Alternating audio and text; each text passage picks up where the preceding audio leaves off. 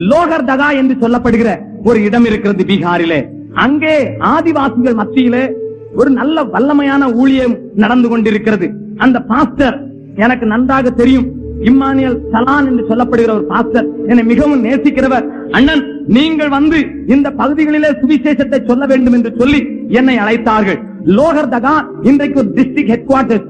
அங்கே இதற்கு வரை அப்படிப்பட்ட ஒரு கூட்டங்கள் நடக்கவில்லை என்று சொல்லும் அளவுக்கு தேவன் முதல் நாளிலேயே கிரியை செய்ய ஆரம்பித்தார். ஏராளமான மக்கள் வந்தார்கள்.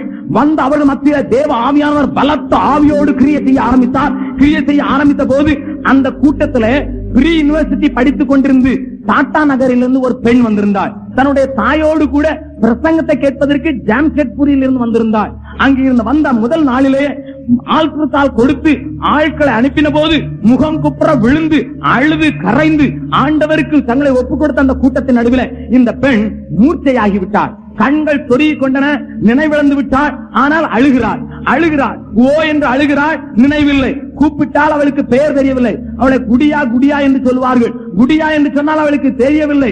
அவளுடைய காதிலே சத்தம் ஒலிக்கவில்லை. ஆனால் அவளோ பெரிய ஓலமிட்டு அழுகிறாள். கண்களை நிமித்தி பார்த்தால் கணங்கள் திறக்க முடிய கூடாத அளவுக்கு அது இருக்கிறது. இப்படிப்பட்ட நிலையில அவளை தூக்கி கொண்டு வீட்டிற்கு போனார்கள். நான் மற்றவர்களுக்கு ஜெபித்து விட்டு நான் என் அறைக்கு போன போது அந்த தாய் ஓடி வந்தார்கள். அந்த தாய் ஓடி வந்து என்ன சொன்னார்கள் தெரியுமா?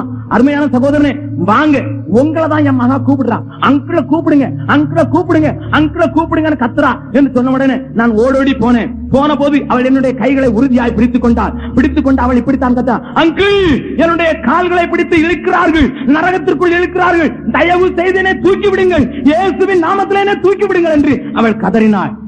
நான், அம்மா, ஆண்டவருக்கு ஒப்புக்கொடு, ஆண்டவர் உன்னை இப்பொழுது தொடுவான், இப்பொழுது தொடுவான், நீ ஏற்றுக்கொள் என்றான். எல்லா பாவத்தையும் ஓ என்று கதறுகிறாள். அவருடைய கண்கள் அடைக்கப்பட்டிருந்தன.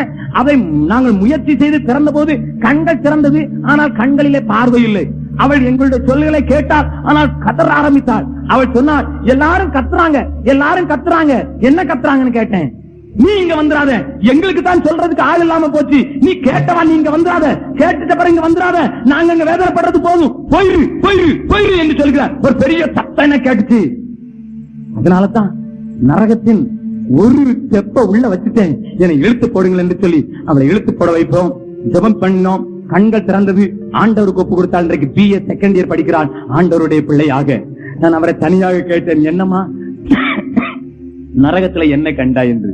அப்பொழுது அவள் சொன்னாள், ஒரு திரள் கூட்டமான ஜனம் இதைத்தான் சொல்லிக் கொண்டிருக்கிறது, எங்களுக்கு தெரியாமல் போய்விட்டது, எங்களுக்கு யாரும் சொல்லவில்லை, ஆகையினால் இங்க வந்திருக்கிறோம், நீ வந்து விடாதே, வந்து விடாதே, ஓடிவிடு ஓடிவிடு, யாரையாவது உதவிக்கு கூப்பிட்டு இப்பமே ஓடிவிடு என்று சொன்னார்கள். ஆகையினால் தான் அங்கு உங்களை கூப்பிட்டேன் என்று சொன்னாள்.